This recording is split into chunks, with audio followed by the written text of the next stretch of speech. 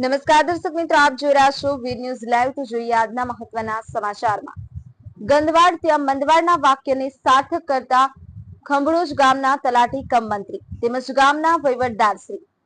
આ દ્રશ્ય છે ખંભળોજના ગામના એક બ્રાન્ચ શાળાની બાજુમાં આવેલ ગંદકીનો છે, જ્યાં બાજુની શાળામાં ભણતા નાના ભૂલકાઓ અવારનવાર બીમાર પડે છે, પણ ખંભળોજ ગામનું સરકારી તંત્રની ઊંઘ નથી ઉઠતી। ગ્રામજનો અવારનવાર મૌખિક રજૂઆત કરવા છતાં પણ તલાટી કમ મંત્રી કોઈ પણ પ્રકારની કાર્યવાહી કરતા નથી, તેમજ ગ્રામજનો કહેવા જાય ત્યારે ઉધડ જવાબો આપે છે અને પાયા વિહોણાની વાતો કરે છે।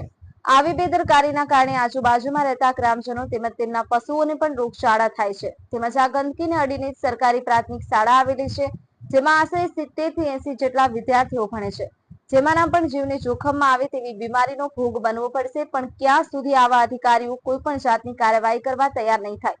શું આ અધિકારી કોઈના નુકસાનની રાહ જોઈને બેઠા છે કે પછી એમને કોઈ પણ પ્રકારનું કામ જ નથી કરવું? Bureau report, V news live, Ramesh સત્યની સાથે। તમારા ગામની આસપાસ બનતી ઘટના કે સમાચાર કે જાહેરાત આપવા માટે અમારો આજે જ સંપર્ક કરો। અમારી વી ન્યૂઝ ચેનલને લાઈક, શેર અને સબસ્ક્રાઇબ કરો, તેમજ બાજુમાં આવેલ બેલ આઇકોન દબાવવાનું ભૂલશો નહીં।